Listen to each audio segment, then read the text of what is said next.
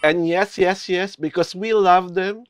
We really love them. Yes. And of course, because love na love namin ng Kim Pao, ito po si Alwad Ignacio, the diva that you love. Kasama ko ang aking kaibigang bonggang-bongga. Glency Bongga. Ito po ang Ricky Show. Ang Taria na talakayin Showbiz Edition na Correct. ito na nga.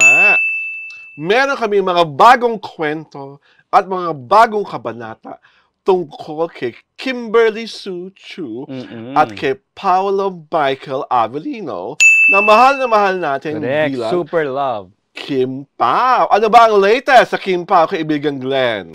Siyempre nga ang latest diyan yung kanilang patuloy na provincial shows at saka pati sa international shows Doon nila. muna tayo sa provincial show.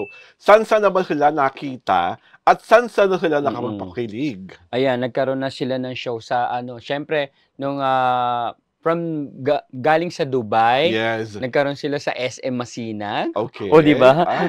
Sa Agusan del Sur, sa Sorsogon, at saka sa Surigao del Sur, di ba? At ang nakakabaliw dyan, parang kada lugar na pinapuntahan ng Kim Pao, level up ng level up. Correct. At super level up. Ang mga lambingan, ang mga yakapan, ang mga bulungan, ang mga busngis-ngisang totoo ni Kim, ang mga paghaplos, Correct. At saka paghawak sa pisngi. Ang paghawak sa pisngi, ang paghahawakan ng kamay. Correct. At kung ano-ano pa, na gusto ko na talagang magsusumigaw ng Sabel! This must be love! Okay. Nananalig ka ba talaga? Kaibigang bonggang-bonggang Glenn, na pagmamahala lang talaga ito. At may nabasa pa ako, na parang umamin na ata sa Kim na naliligawan na siya ni Paolo Avellino. How true? Ang sabi ni Kim, they're getting closer. Ay!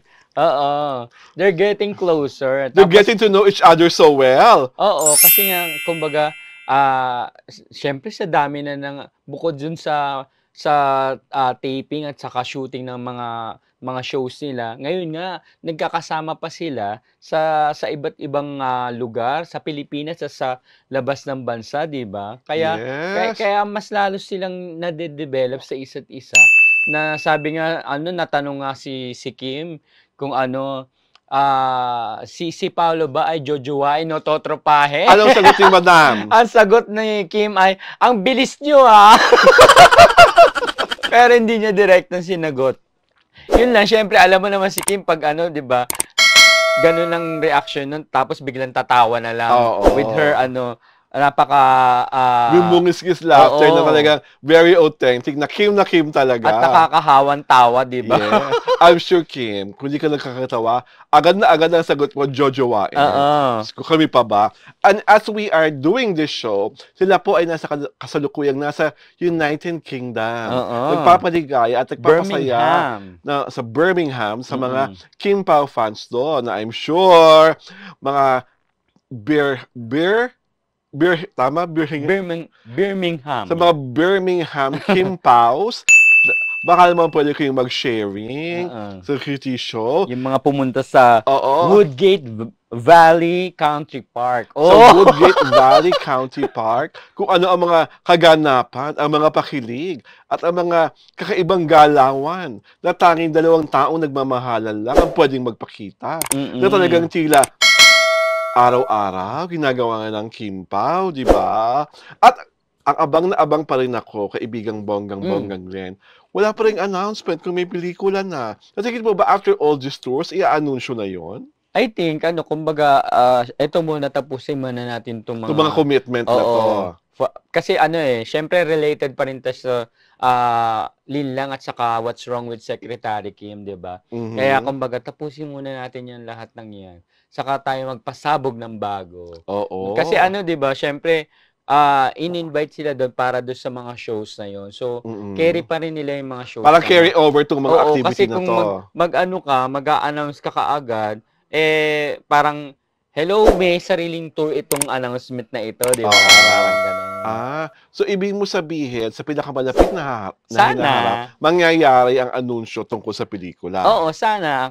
Cross fingers na sana after nitong mga kanilang mga tours, merong big announcement para sa movie. Paano Kundi man another project, di ba?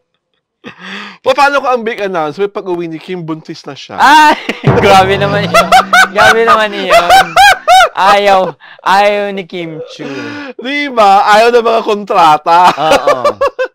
Parang hindi naman carry, lalo na sa isang episode pa nga ng nila, ng Showtime, kitang-kita ang ang katsanena ni Kim Chu. Ang kanya pagiging slim and fit. Oo, biniro pa nga siya ni Vice Ganda na mukha daw siyang cowboy girl dun sa damit niya. Sabi pa naman ni Kim, akala ko naman, pagdating ko rito, tapos sabihin niyo sa akin, Blackpink ako. Kasi naka-black siya, ganyan. Tapos sabi, mukha raw siyang waitress sa cowboy grill. Oh my gosh! Well, that's the humor of its Showtime, kaya marami lalong tao nanonood doon. So sa amin, Kim and Paolo, enjoy these tour activities, enjoy your show in the United Kingdom, and enjoy each other. Wala naman kaming mahihiling pa, kundi enjoy nyo lang inyong company because talaga naman, traveling is one activity na lalo mong makikilala talaga ang isang tao.